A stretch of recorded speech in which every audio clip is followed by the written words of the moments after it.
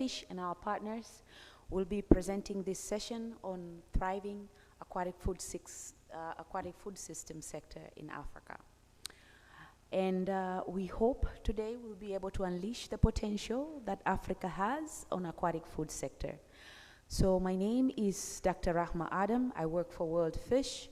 I'm the social and economic inclusion lead at World Fish. I'm based in Nairobi, Kenya at ILRI campus, which is one of our sister institutions called International Livestock Research Institute, and my work is global. It's an honor to be with you in this session again. So I'm thinking maybe some of you might not know a bit about World Fish, and it's good to provide that information. World Fish is one of the 13 CGIAR, or Consultative for International Agricultural Research Centers. It's a global institution. Our headquarters are based in Penang, Malaysia, and it has existed now for close to 5 decades. And our main work or mission and vision is basically to improve the livelihoods of the people who depend on their lives on aquatic foods, improving their health, improving their diets, improving their income, and also ensuring that we have sustainable aquatic food systems that works and is functional and nourish the lives of the people. And we have offices in Africa, Asia, and the Pacifics. So I think it's important to know that in terms of aquatic food, 3.3 billion people in the world globally depend on getting their 20% of their proteins from the aquatic foods. And out of the whole globe, 600 million people depend their whole livelihoods on the small-scale fisheries and aquatic food system as a whole. And on top of that, the burden of malnutrition and undernutrition is so huge. About 2 billion people are facing this. And World Fish in Africa, actually, as we all know, we are trying to work really hard in terms of improving the capacity of our people being able to get aquatic foods to improve their nutrition. Currently, the statistics show that 400 million Africans are relying on aquatic foods to meet their protein and micronutrient needs. And about 50% of the women workers in capture fisheries and aquaculture supply chains, 50% of the workforce come from women. And 5 million tons, this is the biggest hurdle we have. It is projected that 5 million tons of fish for Africa consumption will likely be met by imports by 2030. So we hope today that through the discussion we'll be able to learn more about how we can really unleash the work that we have ahead of us. And we have a wonderful panel with us here today.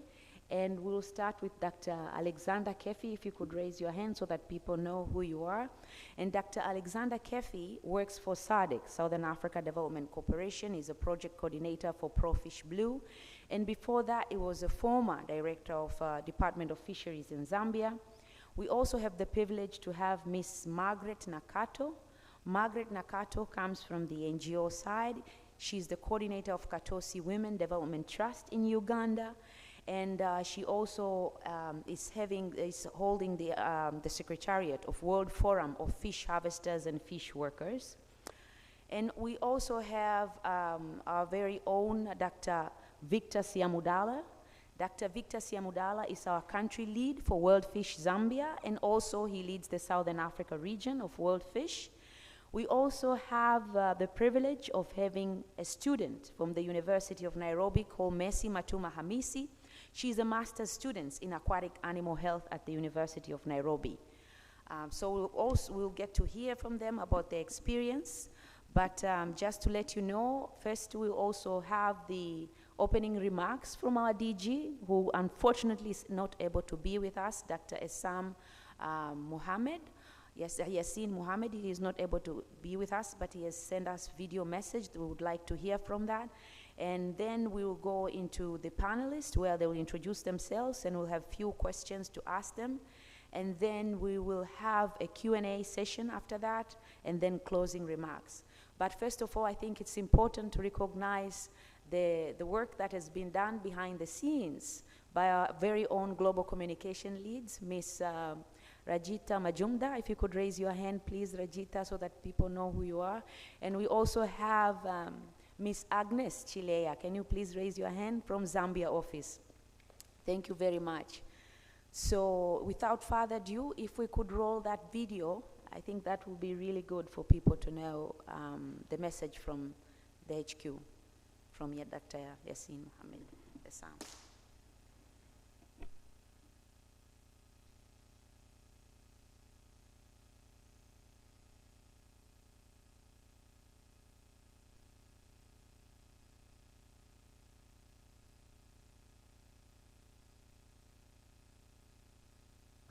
Good afternoon and a very warm welcome to everyone. I wish I could stand before you today to deliver this message in person, but as circumstances dictate, I'm reaching out virtually. Regardless, I'm thrilled for this opportunity to address you at the 2023 Africa Food Systems Forum and for WorldFish to participate in pivotal discussions about accelerating Africa's food system transformation. We are especially pleased to join you at AGRF this year and discuss an often overlooked element of food systems transformation, which is aquatic foods. The role of aquatic foods in nourishing communities and offering livelihoods to millions on the continent cannot be understated. With its vast coastlines, iconic rivers and lakes, Africa has communities that deeply rely on aquatic foods for both nutrition and livelihood. As of 2019, Africa represented less than 3% of global aquaculture production. There is significant untapped potential in sustainable aquatic food systems to further not only food security, but also the Sustainable Development Goals addressing poverty, nutrition, and climate change. The integration of aquatic foods into national strategies isn't just a choice, it's essential. Such a focus can enhance food security, improve resilience to climate shocks, combat malnutrition, and reduce dependence on imported foods across the continent. With continued investments, World Fish's research reveals the potential of this sector for spurring economic growth and job creation, notably for women and youth. Our studies suggest that with an additional 6.8 billion investment, employment in this sector could more than double by 2030, outpacing current projections. With the projection that by 2030, the majority of the world's young people reside in Africa, there is an urgent need and an incredible opportunity to develop sectors that can generate jobs for this growing youth population. Aquatic foods stand out as a promising sector in this context. Our 30-year partnership spanning Africa, Asia, and the Pacific has fostered scientific advancements, digital innovations, and evidence-based policies. When expanded, these can cultivate thriving fisheries and aquaculture sectors. I'm sure you will learn more about these initiatives today. On this note, I'm excited to introduce a new phase in our mission. This year, we launched the 7-year Asia-Africa Blue Tech Superhighway project. This initiative seeks to harness South-South collaboration, helping nations shape their aquatic food agendas. We are committed to collaborating with governments, the private sector, academic institutions, and civil society groups, all towards a united goal, a thriving Africa with aquatic foods. As our discussions unfold today, I urge you to think innovatively and act with determination. Together, we can chart a path where aquatic foods gain the recognition and value they deserve in our food systems, policies, and collaborations. I hope you find your participation at this event fruitful, and I'm eager to explore how, together, we can reshape aquatic food systems for a prosperous Africa. Thank you.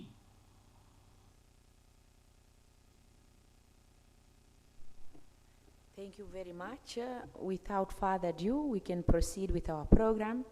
And our next phase of the program is to get to know a bit more about the panelists and to get to hear about their views with regard to the sector. So I'll proceed with Dr. Alexander Kefi. It will be good for the audience to know a little bit more about you, about your work, and what do you, from your perspective, what do you see is the status of aquatic food sector in Zambia or in the region as a whole, and what do you see as the potential opportunity for the sector? Thank you. Oh, let me use this one. Yes, please.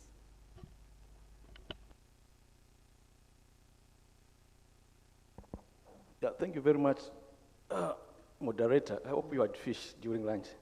Did you? Mm-hmm. Yeah, because we're talking about aquatic food systems. Yeah, so my name is Alexander Kefi. I do work for the Southern African Development Community. My office is based in Gaborone, Botswana. So we are working in 16 member states, and I do coordinate a project called the Profish Brew, which is the program for improving fisheries governance and trade in the blue economy, which is funded by the African Development Bank and the Southern African Development Community. You see, I think the region has got huge potential. We're talking about in excess of 380 million people in the region. And this is huge. So we require about 5.7 million tons of fish to satisfy the region. Currently, we're about 3.7 million tons from capture fisheries or from wild fisheries, and 220,000 metric tons from aquaculture. So we require about 1.8 million. This is quite huge. The natural resources, we've got a lot of natural resources in our region. We are talking about the Indian Ocean and the Atlantic Ocean and several inland water bodies. We're talking about several fishy species and also seaweed now. It's a huge, investment areas, especially in Tanzania and Madagascar. So these are real potential areas and opportunities that are before us that we can tap into, trying to satisfy the population and trying to work on the natural resources that we have. So I look forward further for this engagement, and I think it's going to be a good discussion. Thank you very much. Thank you very much, Dr. Kefi. We will then provide an opportunity to Margaret Nakato, please. If you could provide a response to the question. Tell us a bit more about yourself and what you do, and what do you see the opportunity that we have in your country and in the region as a whole. Thank you, in terms Dr. of aquatic food sector. Mm-hmm. Thank you, Dr. Rahima. My name is Margaret Nakato. I live and work in Uganda. I work with over 1,050 women organized under Katosi Women Development Trust in groups in rural and fishing communities. So every day of my work, I purpose to empower these women to break the social economic barriers that have impeded them to engage in their economic development, even if it means making decisions in key meetings.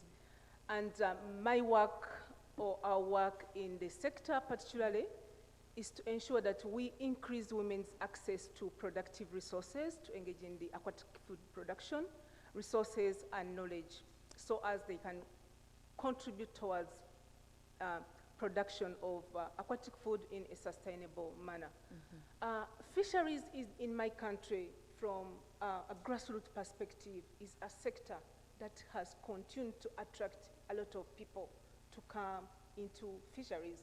So it's not about that, what is the potential, but it is actually demonstrating that I have the potential to be able to allow poor people to come and be able to thrive from the sector.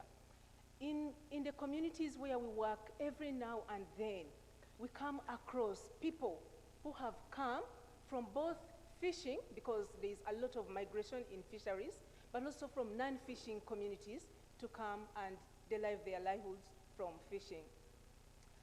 Fish farming is also another growing sector that is mainly private sector-led.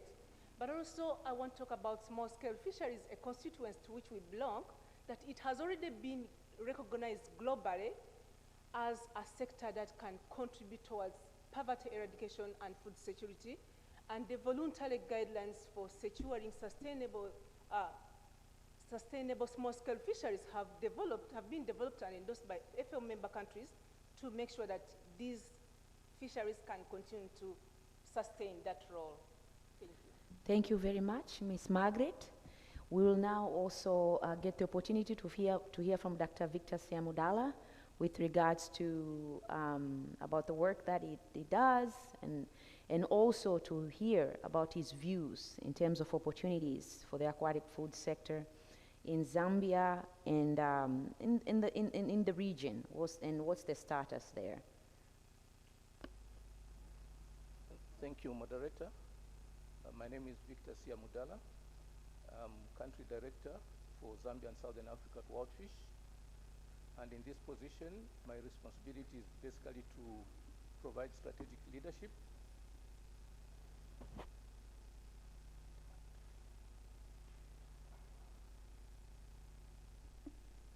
Sorry about that. My name is Victor Siamudala. I'm country director at Wildfish, responsible of Zambia and Southern Africa.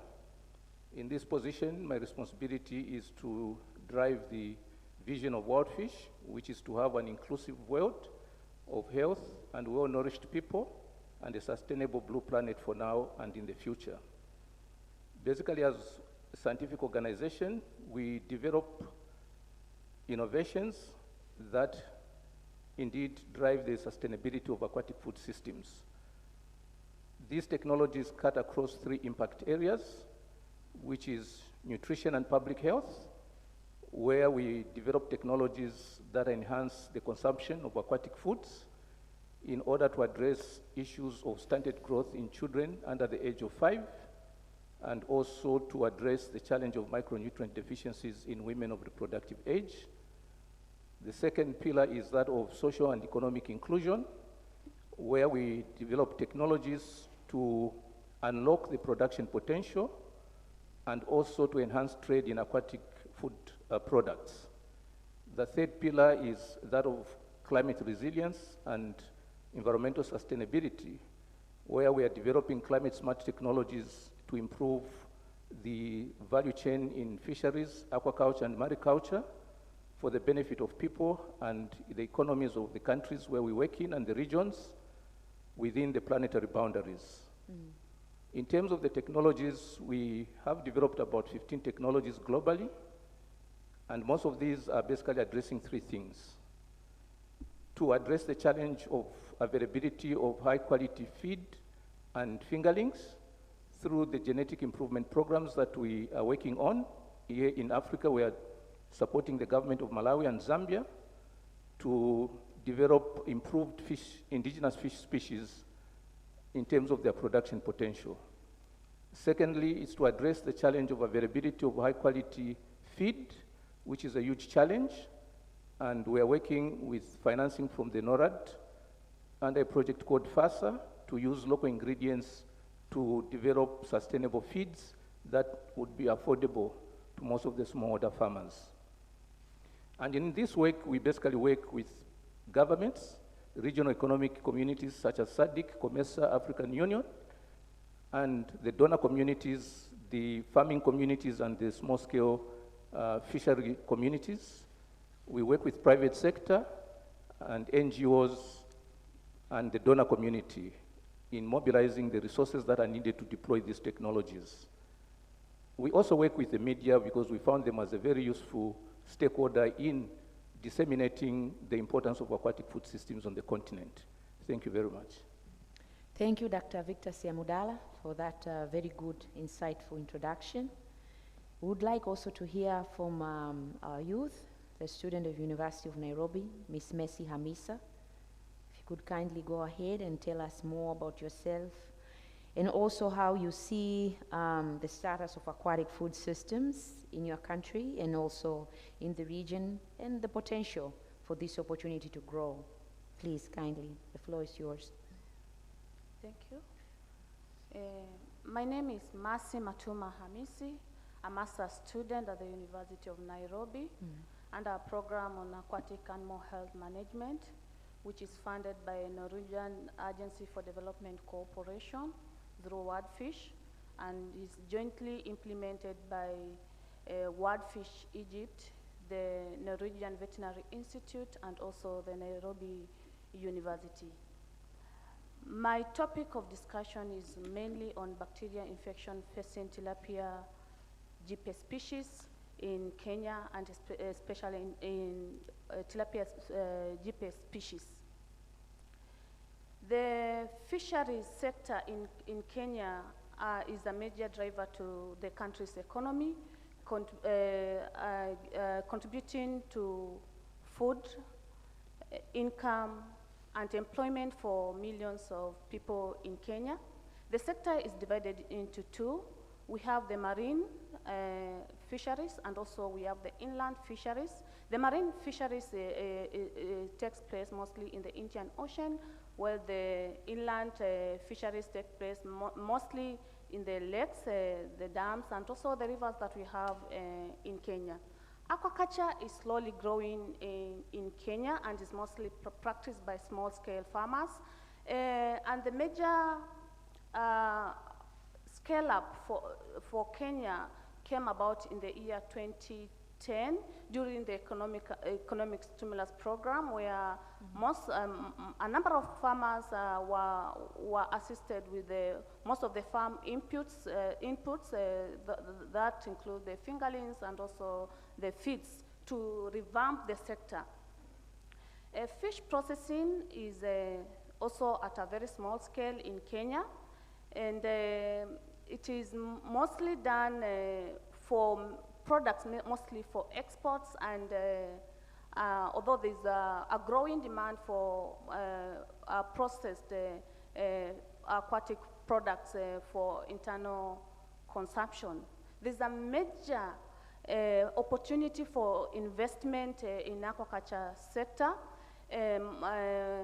mostly in research, and also research and development, and also in strengthening the sector, especially for youths in the specific nodes of aquaculture, especially in marketing, processing, and also distributing of these products to ensure that there's affordability and availability of this product when the customer needs them.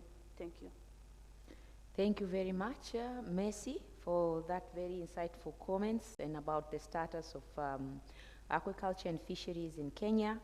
Now I would like to move ahead with a question to Dr. Alexander Kefi. And Dr. Alexander, I think it will be really good to get your perspective. As we all know, aquatic foods production, it offers a significant opportunity to improve the food security, the nutrition of the people of Africa. And but it's the small-scale fisheries and the aquatic food system is facing a lot of issues in terms of climate change. It threatens its production and its potential for growth. So what are some of the big challenges that you are seeing right now in terms of small-scale fishers and fish farmers for them to be able to set up a profitable business, a viable business, and earn a living out of that, from your perspective? Yeah, thank you. And I'm glad that you are bringing a concept of business. Why am I saying that is because previously, aquaculture, for example, was being promoted as a food security package, not necessarily as a business, So now we're talking about business. That is very, very important. But in my experience, I've realized that as you start in terms of aquaculture, the most important challenges I think that most of the countries are facing, I call them the 3 Fs. We're talking about the fingerlings, and my colleagues have talked about that. Talking about the feed and finance. These are key, but as we improve, the nodes in the value chain become important. You need also to market the products that you are producing. The fish also, for a farmer to make money, you must have a good price for the fish. If you don't get the good price on the market, then you're going to see downstream, abandonment of aquaculture, interventions. So these we need to address across the value chain, really, from production up to consumption. Are we promoting consumption of fish? Because if we don't promote the consumption of fish, then it becomes a problem. You're not going to find the market. My colleagues who are working in the public sector, like I used to be that time, of course even now, but that time when I was a director of fisheries, you have to be doing a lot of sensitivity analysis on a monthly basis to check whether can we make money, can my farmer make money or not, and make decisions that are going to support the aquaculture sector in your country. In terms of small-scale fisheries, I mean, the small-scale fisheries is open access. My colleagues from the fisheries science, open access here, everyone has got the right to go to fish. And then that leads to the tragedy of the commons. If I leave this fish, somebody's going to catch it. So even if you use the destructive methods, it's okay. That's a very, very big, major problem. The other problem is lack of data in terms of the production, the biomass of fish in our natural water bodies. Sometimes we manage what we don't know because we don't know the biomass in the natural water bodies. And this is very critical in the inland water bodies. So we must do a lot of stock assessments to make sure that we are managing from evidence-based information. Fish, for example, in transboundary water bodies, let's say, for example, in the region, Kariba, Lake Malawi, Nyasa, Lake Victoria, and so on, fish doesn't have a passport. So you find that one country is managing using different instruments, another country managing different instruments. This doesn't work. For example, you find that in Namibia, they are closing the fishery in January or in November, then the other country is closing in January. It doesn't work because, I mean, you're talking about the same natural water bodies. So the discrepancies in terms of fisheries management is a big problem. Overcapacity, because everyone can go into the natural water bodies, the population has been increasing. I talked about 380 million people. 10 years ago, the population was much lower than what it is now. But the water bodies have not expanded. If anything, they are shrinking because of climate change. So all these are problems that we need to tackle as a unit. And the SADC, we are talking about regional integration, working together to solve these problems. Thank you very much. Thank you very much, Dr. Alexander Kefi. That was very good, insightful at the regional level. And now we are going to move to the local level with a question directed to Margaret Nakato.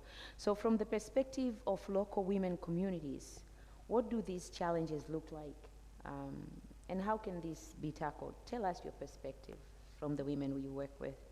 Yes, thank you, Dr. Rama. The challenges that have been presented by Dr. Alexander are actually being magnified or continue to be magnified by the gender and social cultural norms that women at the grassroots are experiencing.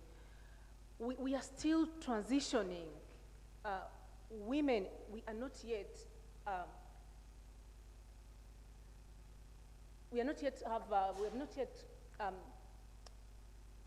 unclassed I'm trying to find the right word to use, the shackles of the social gender cultural norms that have bound women, impeded them to be able to inherit or even access assets, access education, and there is not been any deliberate effort done to make sure that we have been able to unbound the centuries disempowerment of women. Yes. So the challenges Dr. presents are still big and actually constrain women. She was talking about fish farming, that there is lack of 3F, the finance, the fingerlings, and the feeds. For women, before we go in aquaculture, they need land. And we all know, it's very well documented, that women's access, although they represent the biggest margin of the food, the aquatic producers, they still have challenges on access to land. So they are the lowest rank of challenges they experience, and these have been magnified by the social cultural norms that exist. When we go to fishing itself, as Dr. said, it's open access. And in the introduction, I told you how how the poor are moving to fishing communities to their livelihoods from that open access entry. And this has put an immense pressure on fishing, that the stocks are declining. And as stocks declining, the competition for fisheries resources among women is huge. This competition for fisheries resources among women has fueled many of them to establish sexual relationships with the fishermen, which is very, very well known and also very well documented in the East African region, that women establish this so that they can establish a stronger line of being able to access fish on a daily basis to process that. More so, fisheries itself, it's a male-dominated activities, and society has not yet accepted that a woman can engage in that male-dominated activity. And more so, unlike agriculture, where you do agriculture and women can do also other gender roles of reproduction, with the fisheries is done at night, and women have other reproductive roles to attend to. So the layers for women to engage in a profitable fisheries business on which they can derive their livelihoods are actually huge and magnified by those circumstances. Thank you very much, Margaret, for those insightful comments that you have noted in terms of the barriers that are there within the society, the gender social norms that, you know, impinge a woman from getting access and even sustaining that asset, be land, be education, be knowledge. And I think you wanted to allude, or you alluded a bit about the issue also that, you know, women face some constraints in the fishing sector.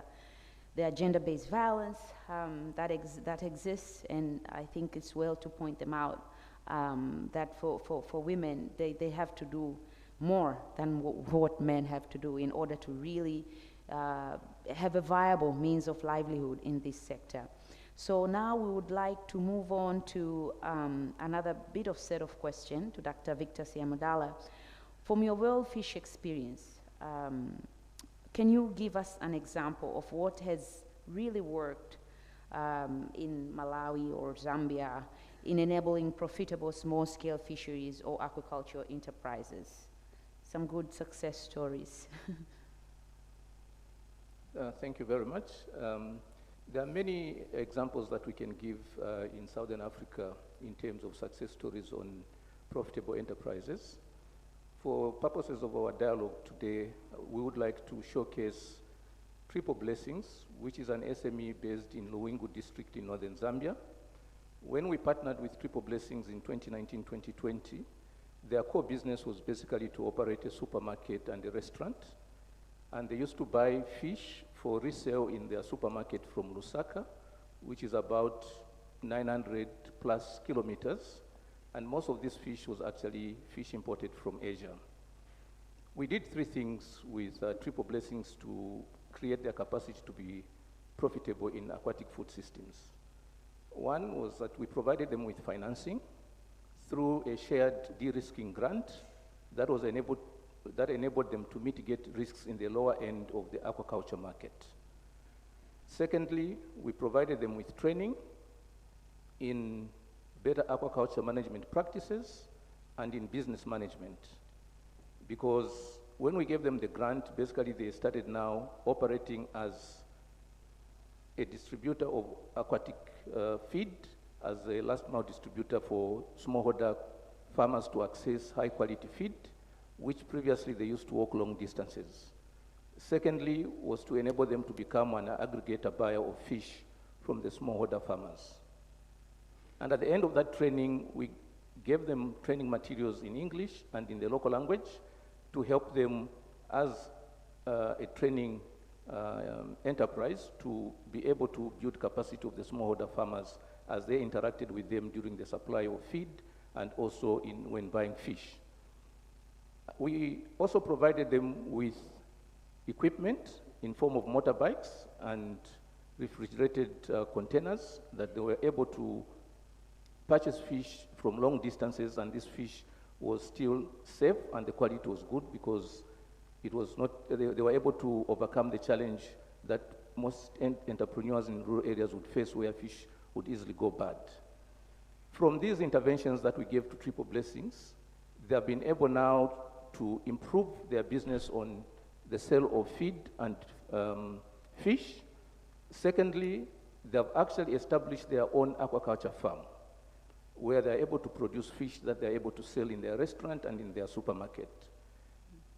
They've gone beyond that, and now they've developed an outgrower scheme on aquaculture, and they provide fingerlings and feed to the smallholder farmers, and they buy the produce from these farmers. In 2022, Triple Blessings was informed by government through the Department of Fisheries that they were the leading producer of fish in Luwingu district. Right now, they are able to produce 300 kilograms of fish on a weekly basis, and they supply this to the urban and peri-urban communities in Luwingu district. So for us as World Fish, looking at the kind of interventions that we did through Triple Blessings, we believe that we need to provide affordable financing to make enterprises successful. We need to build capacity in business management so that, as Dr. Kefi said, we shift the mindset of the smallholder farmers and SMEs from looking at aquatic food systems purely for livelihoods, but also as a business.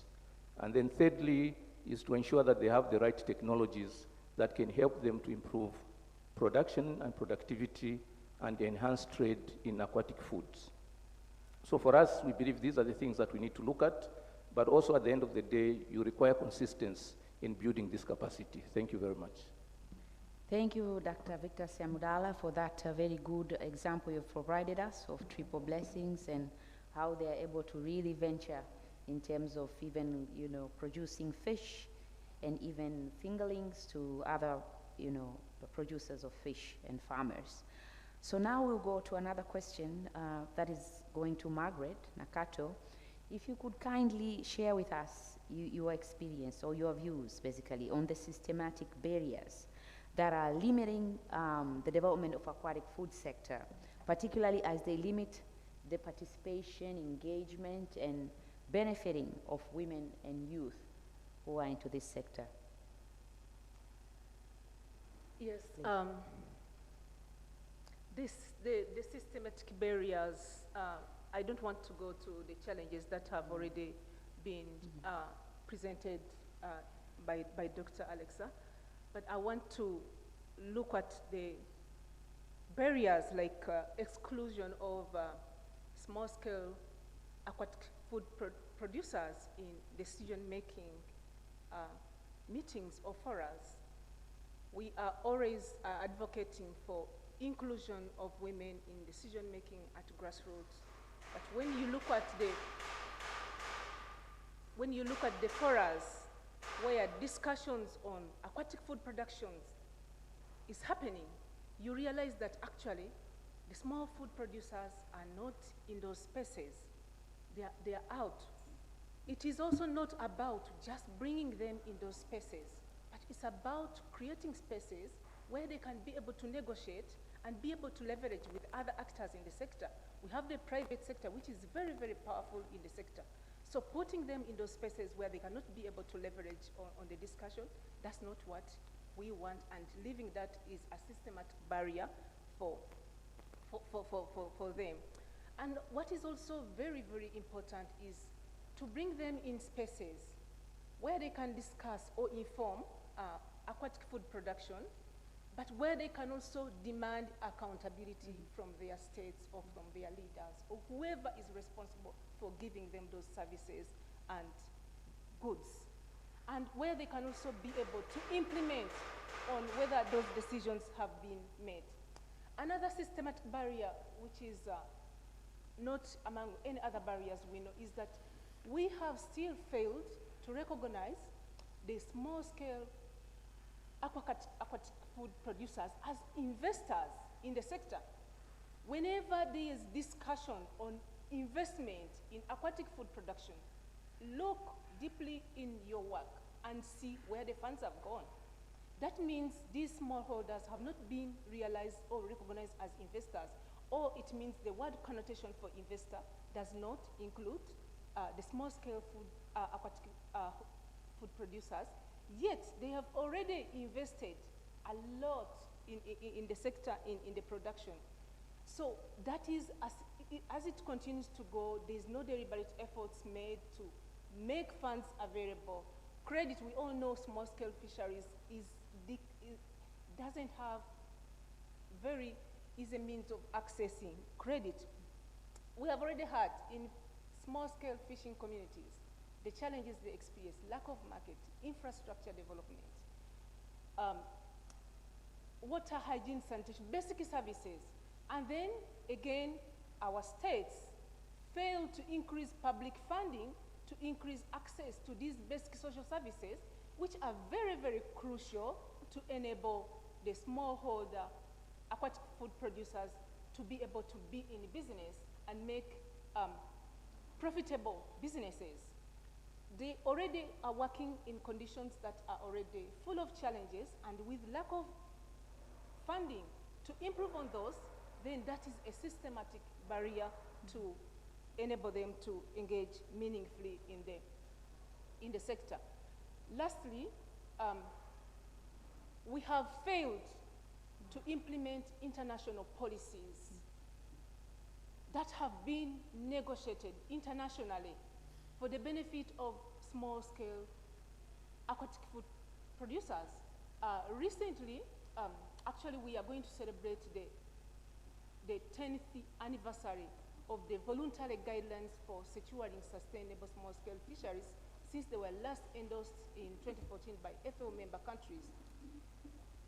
But if you look at how much progress we've been put into developing national plans of action to implement the guidelines or to honor those agreements, that is a systematic barrier for small-scale food aquatic producers.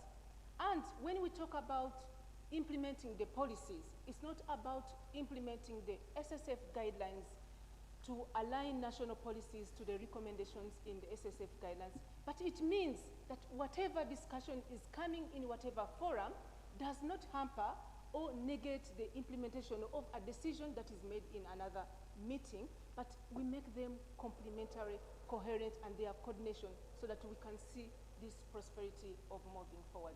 So these, as they continue to happen, these are systematic barriers that need to be addressed. Thank you so much, Margaret, for informing us from the micro level, meso level, even at the international level, on all the barriers and obstacles that we are still facing to basically integrate issues facing women and the marginalized group into this aquatic food system sector. So now we are moving on to Dr. Alexander Kefi to get the regional level perspective. What is the role of SADC in creating an enabling environment for the fisheries and aquaculture sector to be able to thrive in our region? Please. Thank you very much.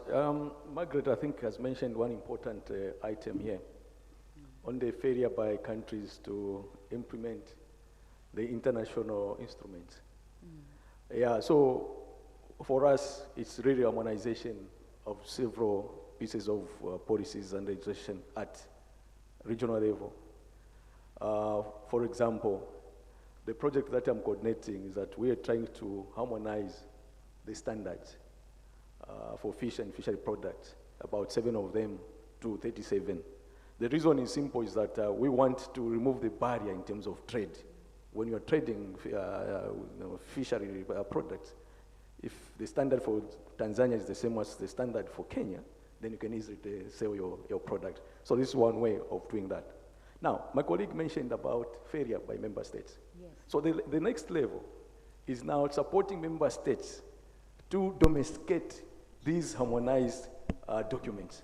Remember, a domestication of instruments it's a sovereign matter. We cannot come into your country and force you to implement them, even if you were there when we were harmonizing. But we are trying to support, put up resources, do sensitization as to why these things have to be done. When we go to, for example, I talked about transboundary water bodies, harmonizing the fisheries management. So we are working with our colleagues in Tanzania, Mozambique, and Malawi to see how can we implement the monitoring, control, and surveillance systems using the common platform. This is all about harmonizing, but we call them, and then Lake Kariba, the same. We call Zimbabwe, we call Zambia. We say, can you implement this in a common way? As I mentioned, the fish doesn't know the boundary, so there's no way you can say, we close here in January, then we open it, we close here in June. It doesn't work like that. So we are also, at the same time, we must make sure that we put the SADC level as a knowledge platform. Those who are doing badly, they should learn from those people who are doing well.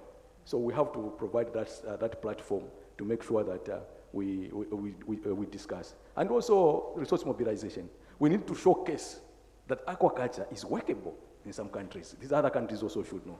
And then if member states realize that this is workable, then they can also attract their own resources at the national level. Thank you very much.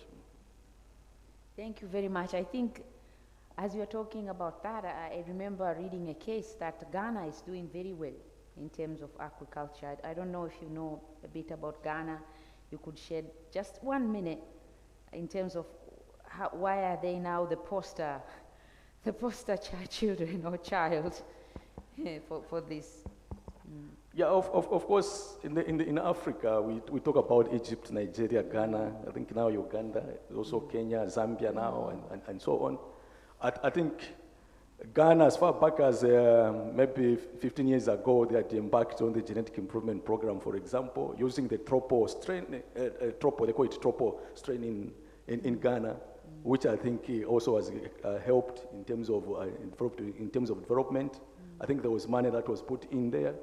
Zambia was implementing, I was the project coordinator for the African Development Bank funded project investment. I talked about finance.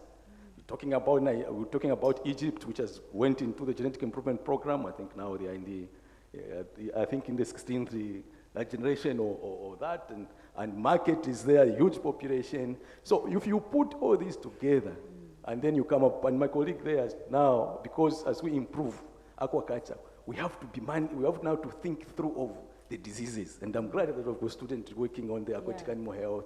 So there's a package, and that's why I talked about evaluation approach in terms of aquaculture, in terms of how we manage our programs. Thank you very much, thank you. And I think that's a good segue to a question to Dr. Victor Siamudala.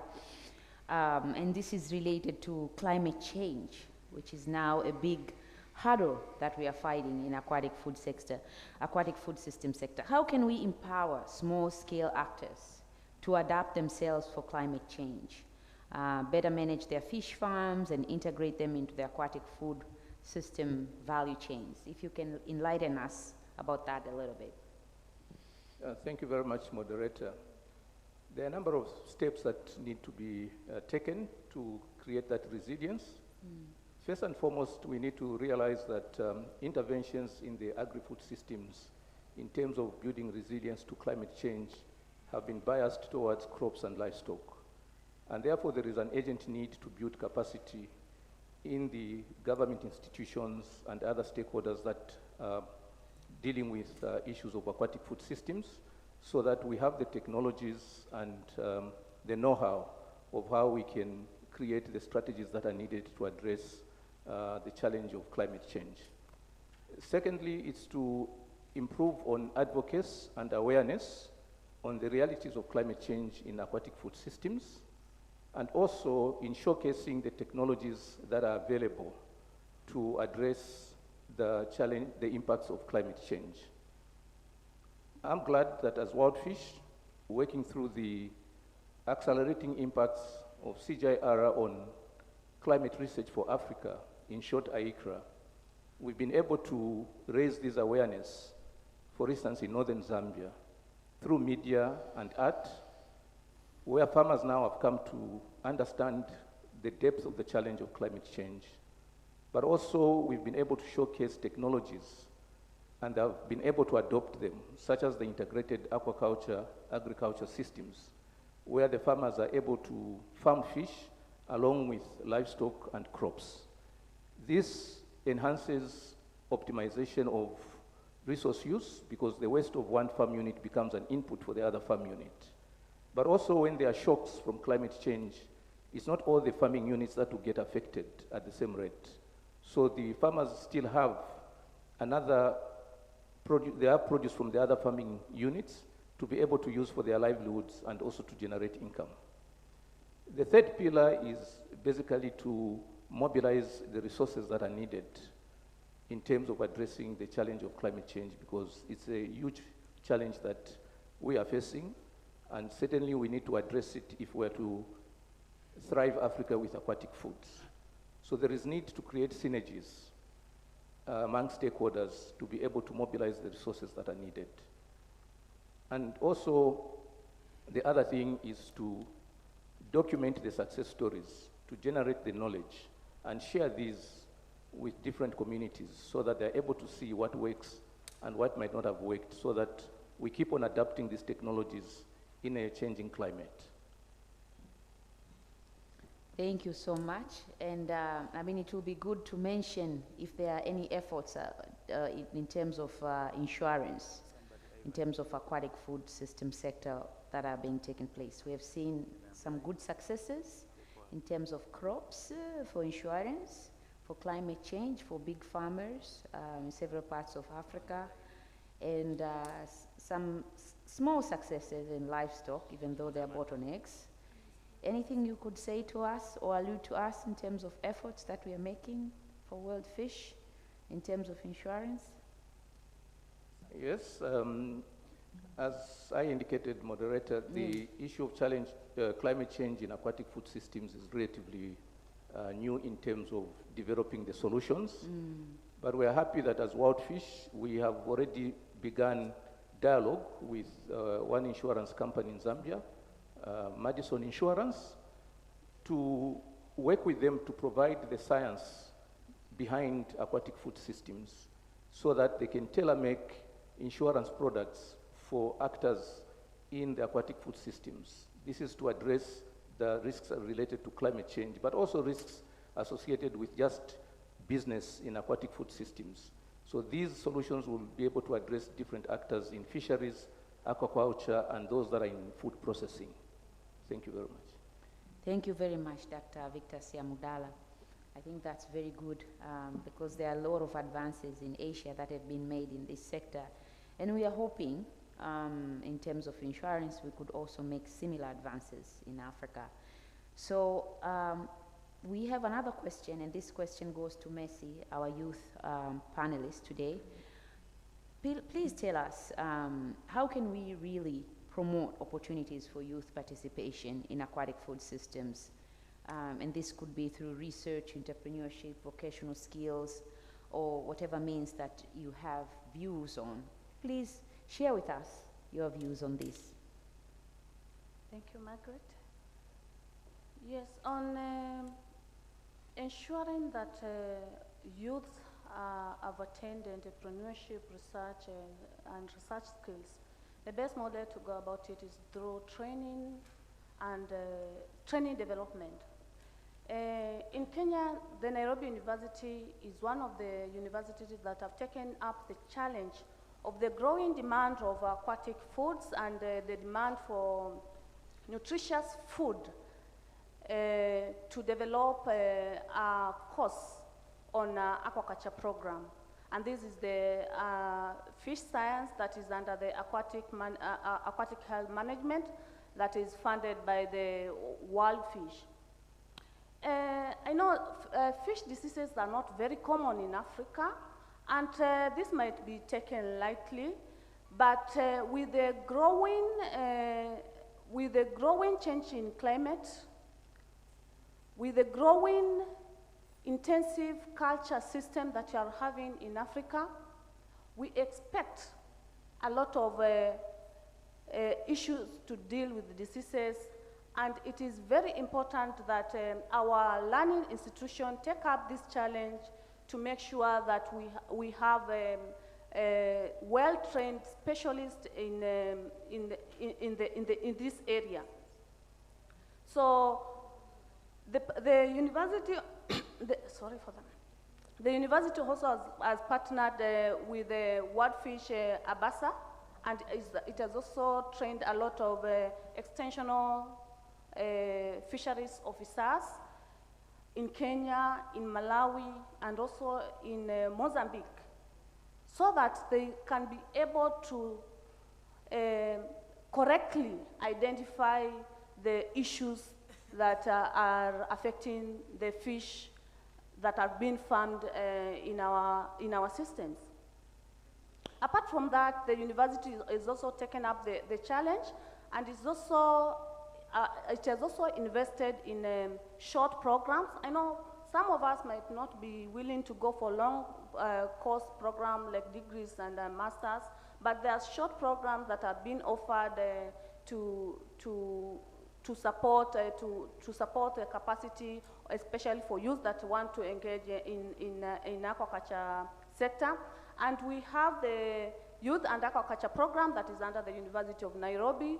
We also have the Fisheries and Aquaculture Technology Transfer Center that is also offered by the University of Nairobi. And I'm happy now that Kenya, as a government, has taken up the challenge, and it has also installed aquaculture courses, short courses in some of our TVETs in Kenya. Fisheries and aquaculture management is hands-on. There's no way that you'll understand fish the way you understand a cow. So you have to know how to understand fish when it is below the water. Another way in which youths can be involved in the aquaculture sector is to take advantage of the growing and emerging blue economy projects and blue economy projects. And in Kenya, it has offered it has offered a lot of funding, especially through the Blue Economy Innovation and Research Funds, and it is offering funds and grants for youths, especially who want to engage in blue economy activities. The youths that are willing to employ themselves in the sector, and this is true. Maybe they want to engage themselves in hatcheries producing fingerlings for fish farmers. They want to engage themselves in fish feed production. They want to engage themselves in value addition in the value chain, and it's an opportunity for the youth to take advantage of that and employ themselves. Another way that the blue economy sectors have assisted the sector is through the continuous training development that are continuously going on, especially in Kenya. Another way in which the youths and the youths can engage themselves is through having an enabling environment, and this can be done by the government, creating an enabling environment for the youth to involve themselves in the sector. In Kenya, we are having some regulations that are specifically touched on the youth development and engagement in the aquaculture and fisheries sector.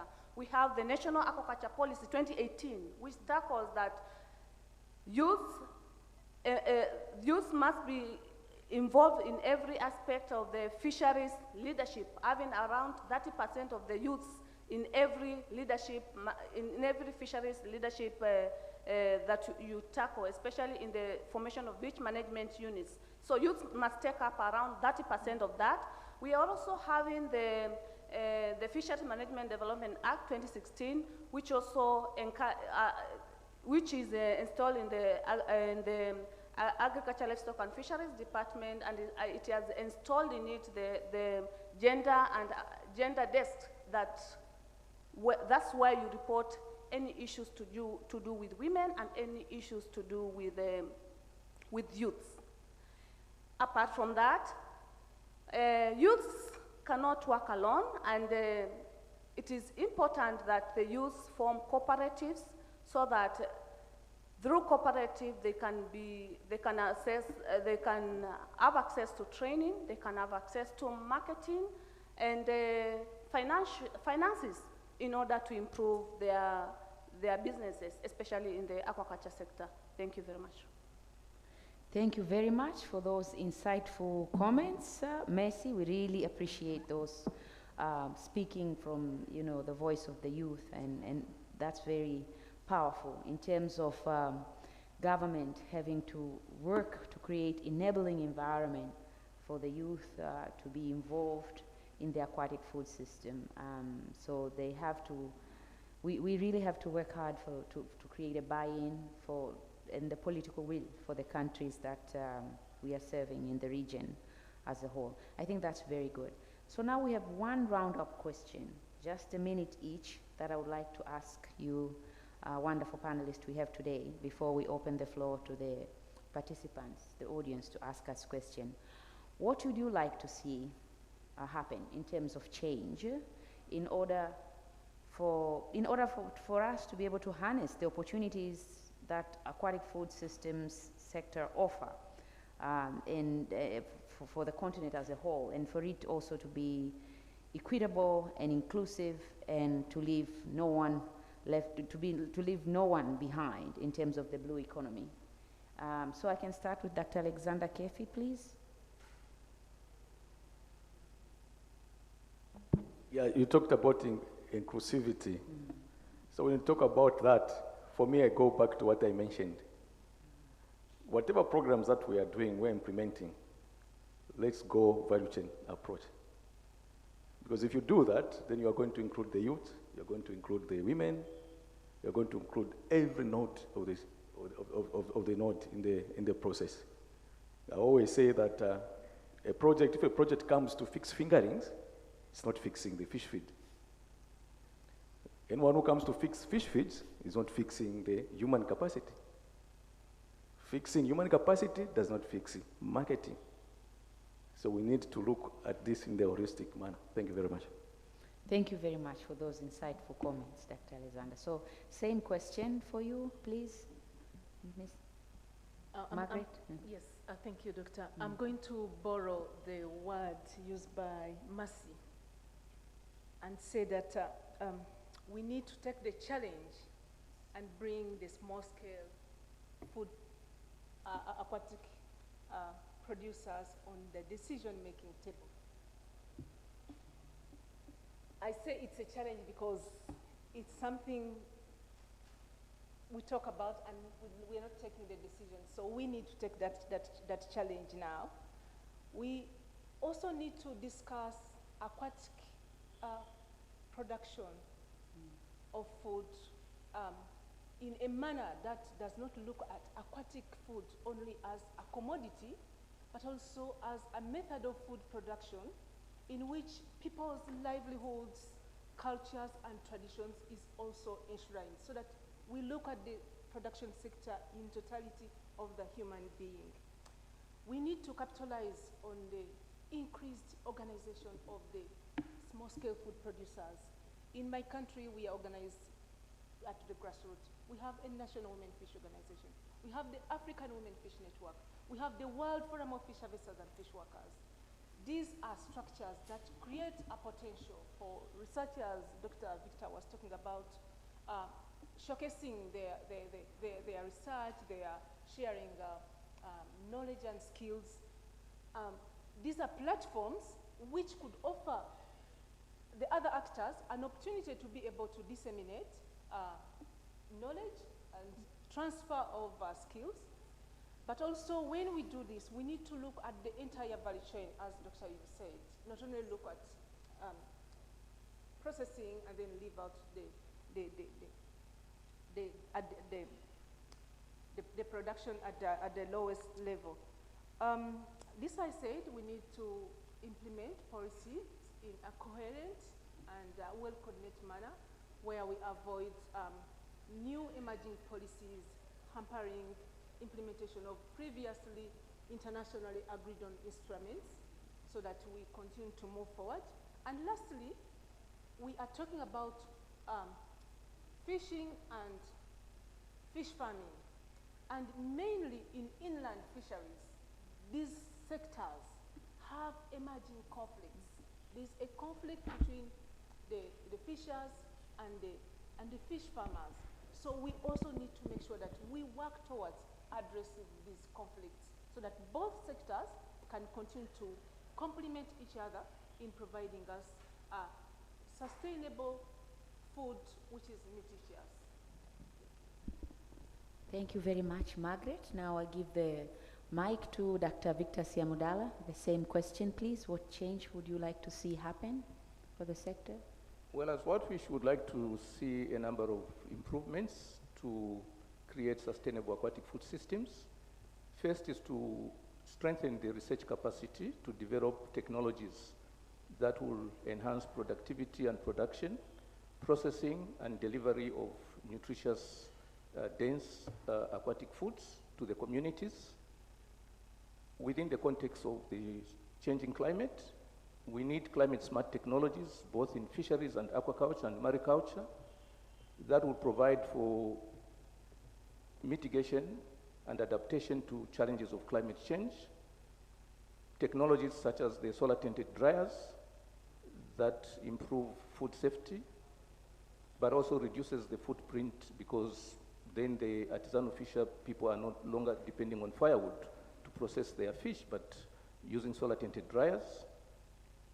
Tapping into solar-driven refrigeration facilities to create a cold chain system that will enhance the quality of fish and fish-based products from source to markets. It is to increase financing to aquatic food systems. The donor communities are called upon to increase funding to support governments and smallholder farmers and artisanal fisheries, and all other actors across the value chains in fisheries and aquaculture. But also a call to the financing institutions within Africa, banks and insurance companies, to provide affordable financing. We know that we're in the early stages in working with these institutions, but there is more that they can do. And we're glad that in Zambia, Wildfish has partnered with NatSave, one of the banks, to begin providing financing that is specific to the needs of aquatic food systems. We need to also tap into financing instruments under the climate financing mechanisms as aquatic food systems, just like our colleagues from crops and livestock have done, is to strengthen partnerships because the challenges that are within the aquatic food systems cannot be addressed by a single institution. Is to call upon governments to improve the enabling conditions, particularly policy and regulatory frameworks that will be able to enhance production, processing and trade of aquatic foods, but also to design policy frameworks around climate change mitigation and adaptation strategies. And as Wildfish, we are providing that support. In Zambia, we helped them to generate evidence from Asia on our South-to-South collaboration when they were developing the framework on national adaptation and mitigation for climate change. It's also to advocate for the consumption of aquatic foods. And I think media plays a critical role in promoting consumption of aquatic foods, but also in processing these foods in a manner that they'll be available to different groups in society. And I think for us, these are the things that we need to look in promoting in addition to what the other speakers have said. And as Wildfish, being a research organization, we pledge to make ourselves available to all partners in developing these technologies, in delivering these technologies to all stakeholders. Thank you very much. Thank you very much, Dr. Siamudala. Please, Messi, if you could kindly provide your answer to the same question, we'd appreciate. What I will want to see in future is I really want to hope and see that as African, we recognize our own programs that we do, we recognize our own courses.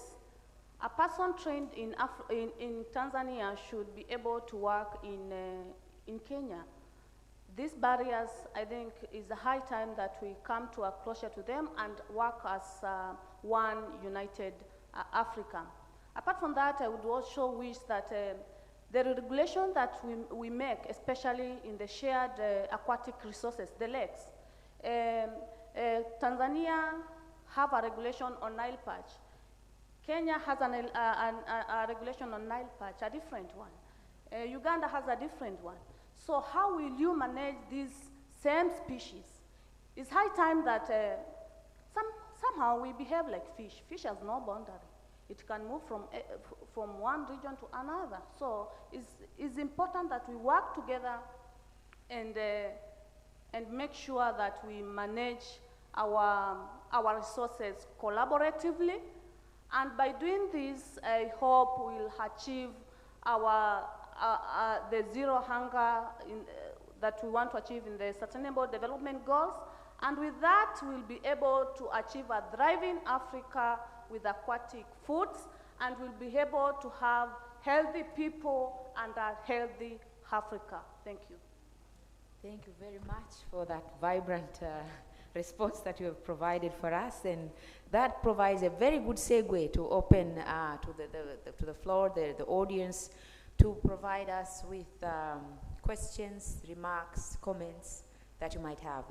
First of all, let's thank our panelists for the responses they've shared with us today, please.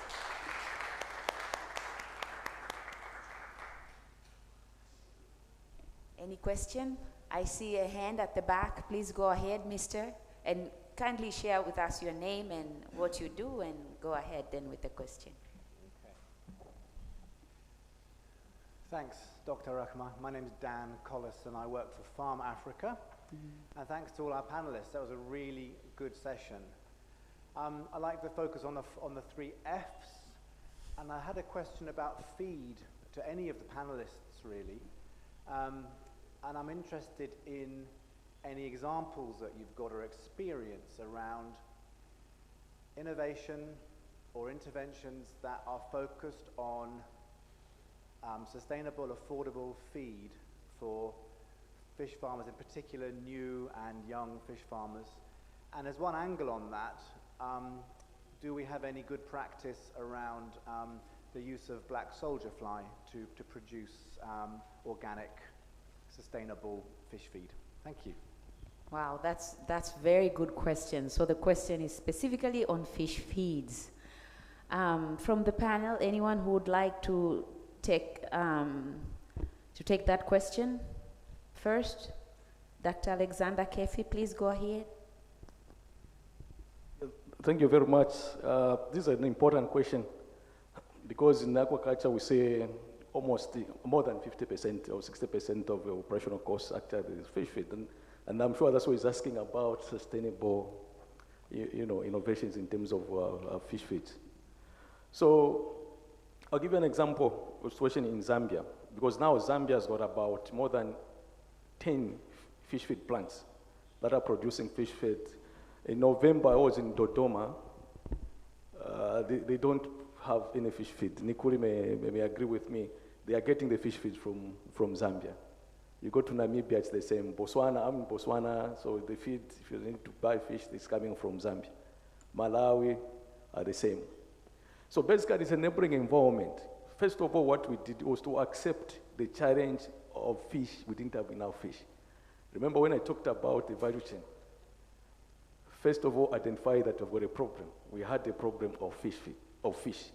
Then we developed the model for fish feeds by bringing the private sector into production of fish feed.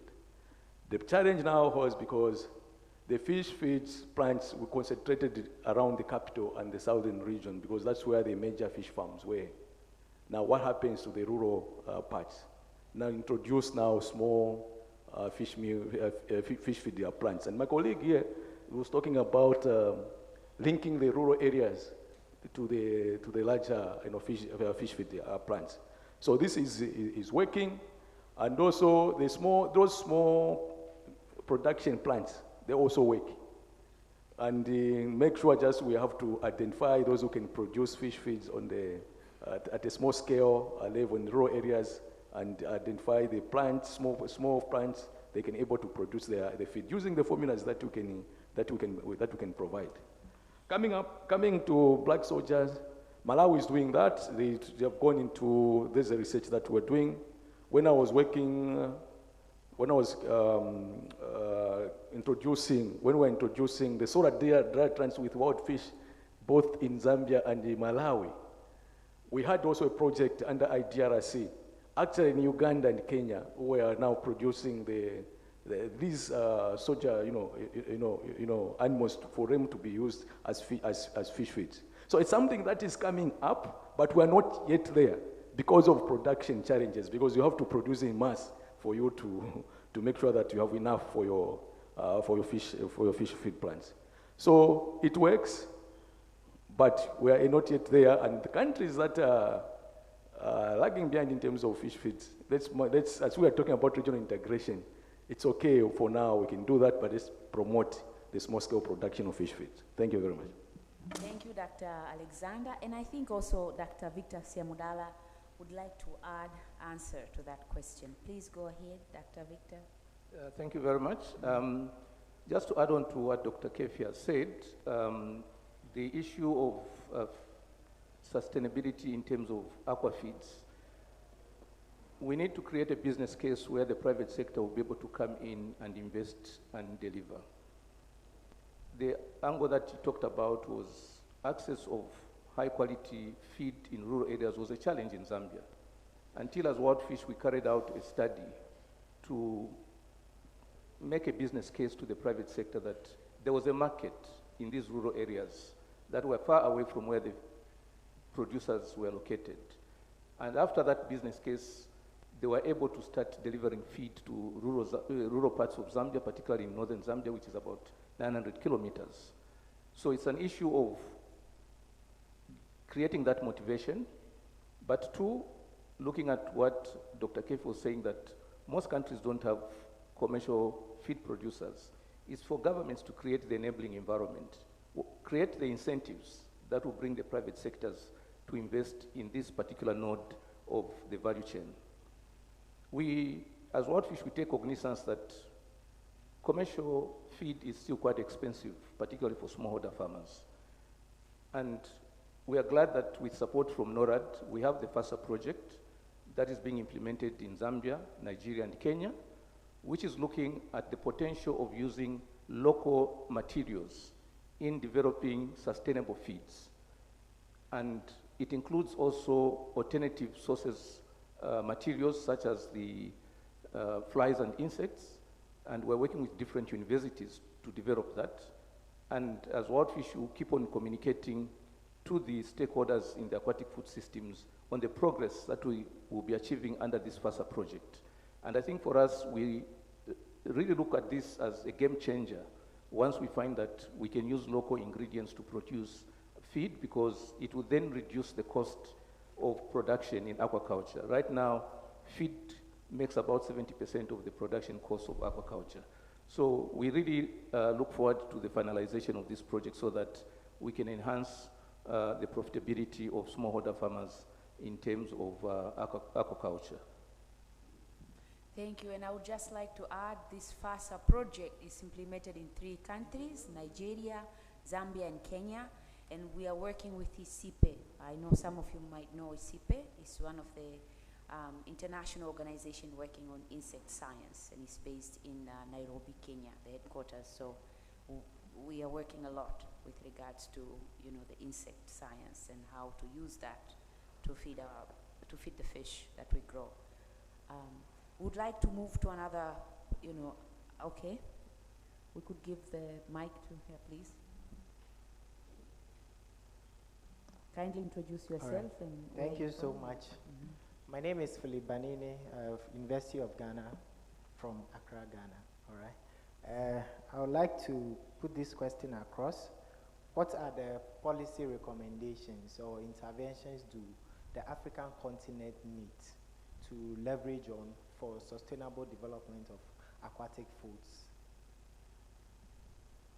Thank you. Policy recommendations. This is a question about policy recommendations that would like to provide. Dr. Alexander Kefi, you can kindly allude to us that with your regional experience. Yeah, I think it touches well to what I mentioned about. I talked about harmonization of various legislative policies and other instruments. But I talked about the challenges of domestication of these policies at the national level, at country level. Because as I mentioned, those are matters that to do with the sovereign status of a country. How do they feel it? So you can see that even now, I think at continental level, regional level, we have come up a lot of instruments. My colleague here was talking about on sustainable small-scale fisheries. We have various documents. Just in Mexico, in May, we were approving the guidelines of sustainable aquaculture. And all these issues are there. The question is, will the member states domesticate? This is what we're talking about. So at that level, or what we pray is that what we are discussing here at the regional level, can we go and then implement it on the ground? Because when we do that, then we're going to have harmonized or similar interventions across the fisheries and aquaculture subsectors. Thank you. Thank you very much. Any other I think we had a question there, please. Need to kindly introduce yourself, your name, and the organization you represent or what you do, and then go ahead with the question. Thank you. My name is Erasto Deo from BBT Live Tanzania Fisheries. I'm happy to listen from what you are talking, but I talk a little and then I come with a question. In Tanzania, nowadays you can't say fisheries or fishing investment or fish farming is a small scale. You can't. Now things are changed. Previously, I'm a youngster from a parent who are practicing in a fishing product business. For the first time, my father did a business from Tunduma to Lubumbashi with a sardine from Lake Victoria or from Lake Tanganyika. We're supposed to change the business due to the rising of some investment. Nowadays in Tanzania, if we want to invest in a fishing sardine, one boat will cost more. Machine boat will cost more. So in order to come to improve in these sectors, we have to focus. Nowadays, you can't say fishing investment in order to get the food or product which are qualified to enter into the market. We have to change the idea to invest as other investors. During the BBT, I was at Tanlapia. If we see how they are investing, they are using huge money. No one in local community can afford that investment. So we are shareholders. We are a member of fisheries. And we want to get some good foods from the fish. We have to focus on a large investment. In order to get, if we say Egypt, if we say Ghana, you see the investment I did there. It's quite so very expensive. So in order to change, in Tanzania, nowadays we are going to change. Before you can't say Tanzania because there is a lot of natural water bodies which are providing more fish. But due to climatic condition change, population increase and the fishing activities increase. Now some species are disappear. Now our government are trying to invest in aquaculture. And you will see after 2 to 3 years, things are starting to change. So my idea, we have to focus in order to change or to get the food which are good. We have to change this idea to say fisheries or fishing activities is for the local communities or small scales. Thank you. Thank you very much for those comments and the views that you have shared with us. Would any of our panelists want to respond back? Yes, please. Thank you. Ms. Margaret, as your response, please go ahead. Thank you for that comment. I think what we are experiencing is that we have already, in your opening remarks, Doctor, you shared with us the number of people who are employed in the sector and how fisheries itself is contributing to poverty eradication and also food security. So I totally understand fisheries is a capital-intensive sector. You need capital. It's not like you find land and then you are able to engage. Actually, I've seen programs that have been directed to support women in fishing, and the programs are offering very little money because they don't know that it requires huge investments. So what we are calling for is not to take away the investments. The investments are needed, but these investments should be done to the small-scale fishing communities. They are organized. How can we increase their access to these investments?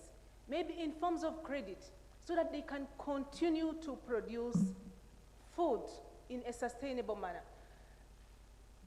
The Lake Victoria fisheries is one of the sectors that is experiencing a lot of irregularities. There's a lot of illegal fishing because the the producers there are not given the incentives. They don't have support to be able to acquire the legal equipment we are talking about.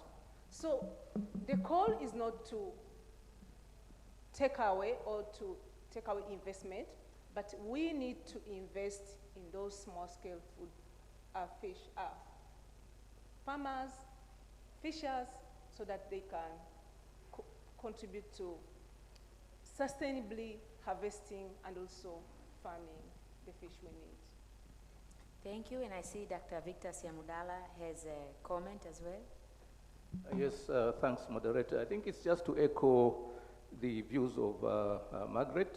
We have to look at the points raised from the floor from two angles. If we really focus on large-scale fisheries and commercialize it, we might actually be fracturing the issue of livelihoods and still continue facing the challenges of stunted growth and micronutrient deficiencies in rural communities.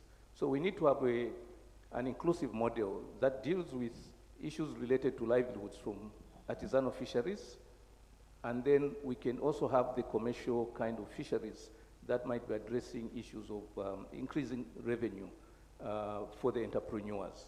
Otherwise, if we just focus on the economic side of it and neglect the nutrition and livelihoods, we'll still fail to address the issues of poverty and hidden hunger, which is the micronutrient deficiencies. Thank you.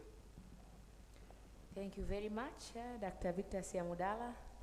That's very good. I see two hands. Jitambulishe tu mzee, jitambulishe jina lako. Naitwa Bakari Kadabi, ni mwenyekiti wa kamati ya ushauri juu ya uvuvi endelevu wa Victoria. Ongea taratibu kusudi niwe na tafsiri. Kwa jina naitwa Bakari Kadabi. Ni mwenyekiti wa kamati ya ushauri uvuvi endelevu ziwa Victoria. Ningependa kuchangia, lakini kuna baadhi ongea taratibu niweze kutafsiri. Nasikia Kiswahili. Kwa anza jina lako taratibu. Kwa jina naitwa Bakari Kadabi. And his name is called Bakari Kadabi. Mwenyekiti wa kamati ya ushauri uvuvi endelevu ziwa Victoria. Actually, he is the chairman of the Lake Victoria Development Corporation here in Tanzania. Kwanza nahitaji kuchangia juu ya masuala haya tunayoongelea ya uvuvi. Kwanza nimefurahi sana leo kuwemo humu. He is happy that he is here today and he's able to contribute about the issues that the fishermen or the fishers are facing. Ninaona Afrika sasa tunaenda pamoja. I see that we are going together as one in the Africa region. Kama Afrika tutaenda pamoja kwa ajili ya rasilimali zetu. If we are able to go together as one because of the resources that we have, tunaweza tukakabiliana na haya mabadiliko ya tabia nchi na kuwa na uwezekano wa vyakula bora Afrika. we will be able to work together towards addressing issues facing climate change, and by doing so, then we'll be able to grow in terms of developing food security for our region and country. Afrika Mashariki hasa Tanzania, for us who are from East Africa region, especially Tanzania, wavuvi wa Ziwa Victoria ni wavuvi wadogo walio wengi sana. Those who are from the Lake Victoria are the small fishers, and many of them are very small, and there are so many of them working in Lake Victoria zone region. Na ndio walishaji wakubwa wa ukanda wa maziwa makuu ya Afrika na maziwa makuu kusini mwa Kenya, Kongo, Rwanda, Burundi wanategemea sana samaki za kutoka Ziwa Victoria. What he's saying is actually those fishers are the ones who are actually feeding in terms of the fish production. A lot of people who are depending on this lake from Congo, Burundi, nchi gani nyingine baba? Rwanda. Yani ukanda mzima wa maziwa makuu. All the countries facing the Great Lakes region, they are the good feeders za kutoka Ziwa Victoria from the Lake Victoria zone region. Wakati wa mabadiliko ya tabia nchi, when there is a change in climate, tunapotaka kuingia kwenye ufugaji wa samaki sasa, uchumi wa blue, if we want to enter into the fish growing business, blue economy as a whole, hatuwezi epuka we cannot escape the local small scale fishing that is going on at the moment. Uvuvi wa asili unahitaji mitaji. Indigenous fishing is very important, and it needs capital to be given to the fishermen. Kwa hivyo that is, hatuwezi kuepuka kuangalia uwekezaji mkubwa kwa ajili ya wavuvi wadogo ambao kwa sasa ndio wenye ajira kubwa.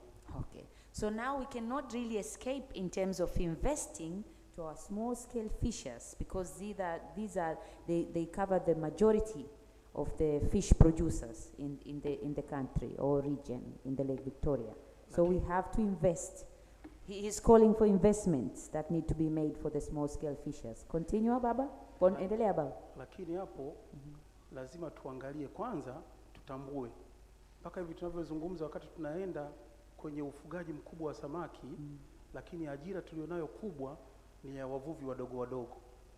Tunaiangalia sasa tunailindaje, lakini tunaangalia tunawezaje kukabiliana na mapungufu ya samaki wanaopungua katika maziwa yetu.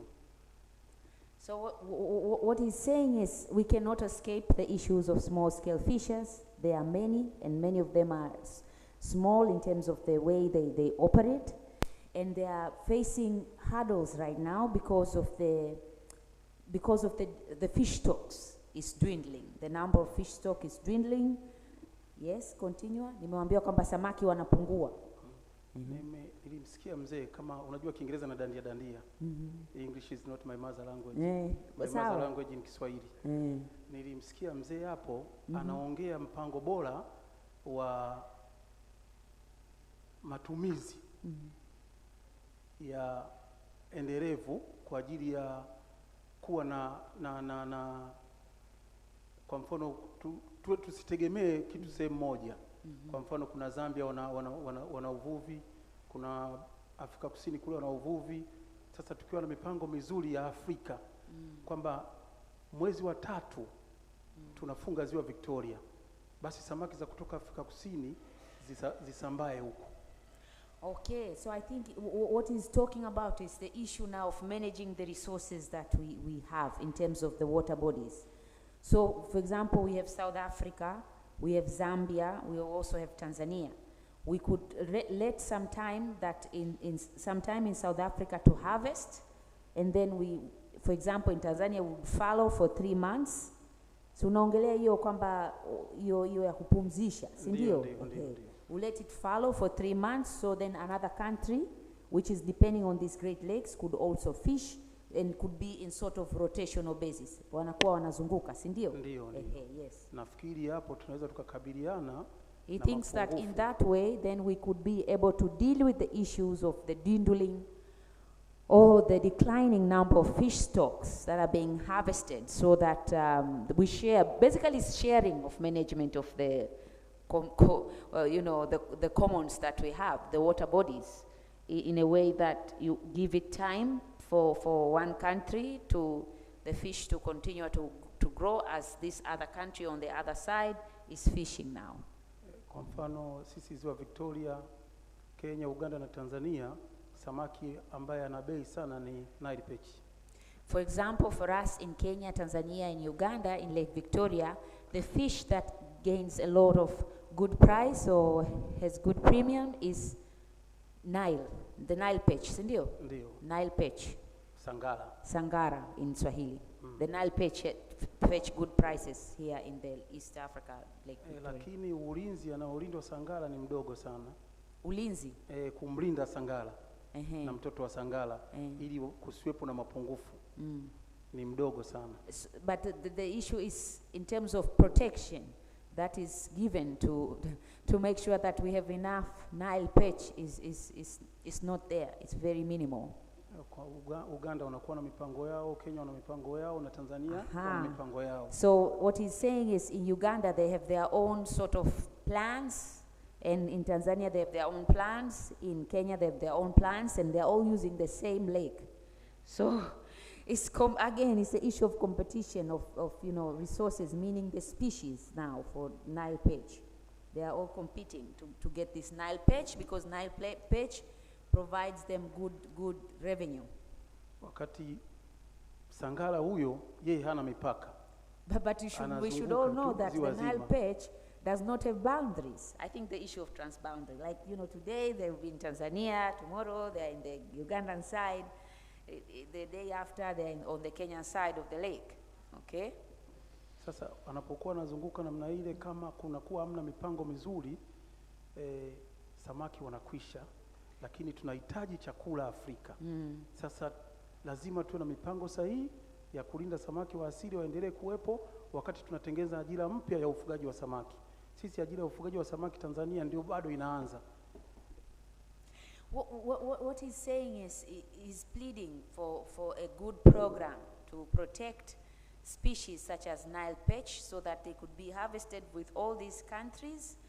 And then he's talking about the issue of employment, that there are a lot of small-scale fishers. But now the issue is, if they are dwindling, the stocks are dwindling, and they are not able to catch this Nile perch or even the indigenous species and whatnot, people who are used to fishery, they are not ready yet, or they are not well prepared to move into aquaculture. He's saying aquaculture, in terms of growth or implementation in Tanzania, is not to the level where it should be. Nimewambia kwamba Tanzania bado kidogo kwenye ufugaji wa samaki hatujakuwa. So I was just informing that I'm telling you guys that in terms of the aquaculture in Tanzania, they have not yet grown to the level that they should be. So if the fish stocks are dwindling and there's no sort of cross-country proper program or framework on how they should be harvested, then the small-scale fishers' employment and even livelihoods is being threatened. So yeah. Kwa hiyo mimi nafikiria kwa machache ambayo ni madakadaka hayo yanatosha, lakini tungekuwa tumeanza kwa Kiswahili tangu mwanzo au tungepewa vyombo vya kufasiri, nisingeachwa nyuma. Kuna dakadaka tu. Kwa hiyo mmeniacha nyuma. Kile nilichoweza kukidaka ndicho nilichokiongea. Angalieni uwezekano na sisi tukaanza pamoja na nyie tukamaliza na nyie. Sawa. Tuangalieni vyombo vya kuongelea vinatutafsiria Kiswahili. So what is basically pleading, Rajita and the COMS and the AGRF, is he hopes next time we have a translation, like recording translation, so that he could have been able to follow up from the beginning to the end properly, because he's not very fluent in English and be able to contribute more. But that's what he had to share with us today, and he's very grateful to be here. Wow, those are that's a very strong voice coming from the chairman of the Lake Victoria Corporation. Any response, please? We should not leave it hanging. I think a response and then we close it up. Yes? Okay. Sorry, we've run 10 minutes over time, but just bear with us. We had to accommodate our very own participant from the country. Yeah, thank you very much, Mzee. I heard you saying Mzee. So you at least understood few comments that I made about transboundary management of our fisheries resources. So anatarajia kwamba umeweza angalau anatarajia nao, anafikiri kidogo angalau labda kati anaongea umeweza kupata udokezo wanachofikiria kuhusu biashara, yani ufugaji wa samaki, uvunaji wa samaki wa nchi mbalimbali ambazo ziko karibu, ambazo zinapita mpaka mmoja kwenda mpaka mwingine. I'll be translating, so speak a bit slowly. Sorry, we had to accommodate him a bit. You see, the government's having a lot of problems in managing the small-scale fisheries. Anasema serikali zetu zina matatizo sana ya kuweza kuangalia wavuvi wadogo wa samaki. The reason is we are talking about dwindling fish stocks, and then we are also talking about capacitating the small-scale fisheries. Anasema tatizo ni kwamba tunaongelea kwamba hizi samaki ujazo wake unaendelea kupungua siku hadi siku, na hapo pia tunaongelea tatizo la kuweza kuwapa teknolojia bora na mafunzo bora kwa wavuvi wetu waweze kuvuna samaki wa kutosha. I talked about stock assessment. The question is, do our governments know the biomass in our natural water bodies to allow the small-scale fisheries to go and fish at a higher level? Anaongelea kwamba hata hizi serikali zetu hawana uwezo mzuri wa kuweza kujua hata hivyo vitu vingine vya kisayansi ambavyo inabidi uwezo kwamba yani kuna kiasi gani labda kwenye hiyo resources yetu ya marine kwenye maji, kuna sijui kama unaweza kujua biomass, yani ni vitu vya kibiolojia vilivyoko huko, mimea iko kiasi gani. So we must strike a balance between the catches and conservation. Anasema inabidi kuwe na msimamo mzuri kuhusu ule uvunaji, kiasi gani wanavuna, na pia tunabakisha kiasi gani kwa ajili ya wakati wa baadaye kuulinzi ule uliokuwa unaongelea. And I'm glad we have got an association like the one that you are heading. Anasema anafurahi kwamba kuna chama kama hicho ambacho uliko nacho na wenzako, na wewe ndio chairman wao. That can help government in terms of collaborative fisheries management in Lake Victoria. Anasema hiyo itasaidia sana serikali kuweza kufanya na nini ili iweze kusaidia uvuvi wa samaki katika ziwa Victoria.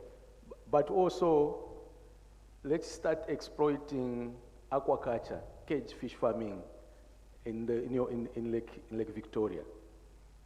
Anasema pia sasa tuangalie kuhusu ule uvuvi wa samaki wa kuweka cages, umeelewa katika ziwa letu la Victoria. So that we can move some people from wild hunting to aquaculture production, but using the same water body. Anasema kusudi tuweze kuwatoa watu katika ule uvuvi wa kutupa ndoana tu wa kawaida, ili tuwaweke katika uvuvi wa ulimaji wa samaki wakitumia ziwa lao. Sasa angalau wanaweza wakaemelea, yani kuona samaki wao wanavyokuwa nini wakawavuna. And it works because culturally a fisherman is a fisherman, is born a fisherman. So it's better you introduce livelihood activities that are closer to fishing. Anasema mvuvi wa samaki ni mvuvi wa samaki. Kwa hiyo bora tu tumbadilishe atoke katika uvuvi ule wa kurusha ndoana kwenda huko usiku, kusubiri siku 2-3 mpaka ajaze ile ndoana ndo arudi nyumbani. Tumweke pale na shamba lake lile, anaweka makeji, anaangalia wanavyokuwa, kisha anakuja kuvuna. Then in terms of rotational, this is what I talked about. Can the countries that share the water board agree on the way how they manage the resource? Na anasema sasa kitu kingine cha muhimu ni nchi zetu hizi kukubaliana, makubaliano haswa ya kuweza kuangalia watakavyoweza kugawana hizi maliasili tulizonazo vizuri katika uvuvi na katika masuala ya maji. But it must be based on science, eh? Of course complemented by indigenous knowledge. It's very important. Anasema lazima iwe inafuata kanuni za kisayansi na kiteknolojia, lakini pia tuangalie hata na elimu yenu ya utamaduni mlionayo, wanaita indigenous knowledge huko, hiyo elimu yenu ili iweze kusaidiana na sayansi inayoendelea ili kuweza kutumia maziwa yenu, kutumia sehemu zote za majini kama mito vizuri kwa pamoja. Asante sana. Thank you very much. So I think that this is very good, and unless we don't have, you have a comment? Okay, go ahead. Just a minute, please. we are very run out of time. All right, thank you very much, moderator. I think it's just to encourage these actors within the association from the Mzee that they should not underrate their voice as small-scale artisanal fisher communities, because sometimes these harmonized policies, we do not really have to wait for governments to undertake that, but they can also do it at community level across the international boundaries. And there is a case in point here that sometime in 2013, because of the same differences in the closing season between Namibia and Zambia along the Zambezi River, the communities themselves from Zambia and Namibia came to an informal agreement and began to respect that on their own without actually government imposing on that. And then they had to build that up in an organic way so that governments were able now to start coming into, commence that dialogue on harmonizing policies on transboundary fisheries management. And then talking on issues of relieving pressure on artisanal fisheries, as Dr. Kefi said, we need to look at alternatives of having the same small pelagics and as wild fish under the Institute of Food Technology on a program called SPM, and we also worked with IFAD, where we've been promoting pond-based polyculture, where communities are able to grow the small pelagic, small indigenous fish species together with the large tilapias in these ponds, so that they still have access to nutritious food, because it's the small fish species and the pelagics that provide that high nutrients that we're looking for nourishing the African community. Thank you. Sasa ngoja nikwambie, anasisitiza ufugaji wa samaki ambao unachanganya zile mbegu samaki ambao ni indigenous, yani wale samaki vya asili pelagic vile vidogo, na samaki aina nyingine kama hizo tilapia na nini, ili kusudi tusitegemee tu maziwa yetu, lakini tuweze na sisi wenyewe kujiingiza kwenye kilimo cha ufugaji wa samaki ili tuweze kupata malisho mazuri na kuwa na afya njema na kuongeza chakula chetu na kuwa na uchumi ambao ni bora kwenye nyumba. Nadhani ili swala loleta mzee ni muhimu sana. Umeona, na sisi wenyewe kama watu wanasayansi wa mambo ya samaki na mambo ya vyakula vya majini, tunalichukulia kwa uzito sana, kuona kwamba ndiyo mnafanya uvuvi, mnafanya mambo ya vyakula vya majini na nini, lakini sasa sisi tunaona pia tuzingatie sana masuala ya ufugaji wa samaki, kwa sababu kuna matatizo mengi yanayojitokeza sasa hivi kwenye mambo ya uvuvi wa kawaida kama tunavyoyaona. Na hao watu wenye mameli makubwa wanaokuja wanavua kwa wingi, wavuvi wetu wadogo wanakosa cha kuvua. Kwa hiyo nadhani tukimaliza mkutano unaweza tukapata nafasi ukaongea kidogo na wataalamu wetu hapa, tukajua jinsi tutakavyoweza kufanya kazi pamoja na nyinyi mnaotoka Lake Victoria. So thank you everyone who has participated. Now switch to English. I really had to accommodate Mzee here, because what he was raising is very important, especially for the region, in terms of realizing that the small-scale fishers are facing a lot of hurdles right now, and and then Asia is advancing so much. 88% of the aquatic food now from the aquaculture sector is coming from Asia.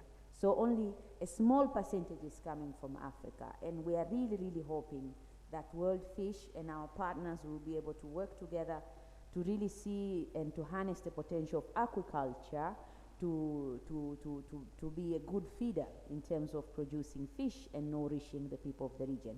So I think in conclusion, what we have learned here today is at the core of it, at the national government level, there needs to be strong policies in terms of the formal policies that are being created within the country in terms of fisheries and aquaculture, and informal policies, meaning the social and gender norms that are there that needs to be addressed in order to unleash the potential of women and youth to participate in the sector, providing them the needed assets and tools and knowledge to do so.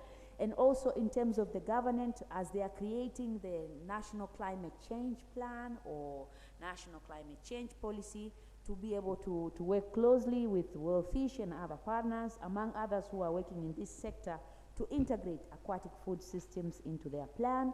And at the regional level, we have learned a lot from Dr. Alexander Kefi, who is from SADC, in terms of harmonizing the standard policy and legislative instruments. And we have also heard from Margaret that there are instruments out there, but then in terms of implementation and budget allocation needed for the region and the country is not done as it should. And the issue of investment has been highly echoed by Dr. Victor Siamudala, and even our very own youth, Messi from University of Nairobi has noted the investment that need to be made in terms of finance into the sector, be for the farm fishers, be for the youth, be for the women, be for the other value chain actors within the aquatic food system. And lastly, and most importantly for the researchers, is to work hard to make sure that there is information, there is data in the aquatic food system, because without data we cannot say where we have a problem, where there are bottlenecks, where there are opportunities, where there are challenges. So we really need to do that. And I hope you have learned a lot from this session.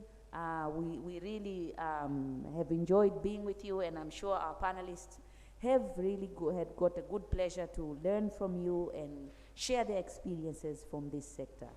And we just want to appreciate the time you have taken to join us, and please feel free to come talk to us after this session, and wishing you a very good, successful remaining time of your AGRF participation, and a very good evening. Thank you very much.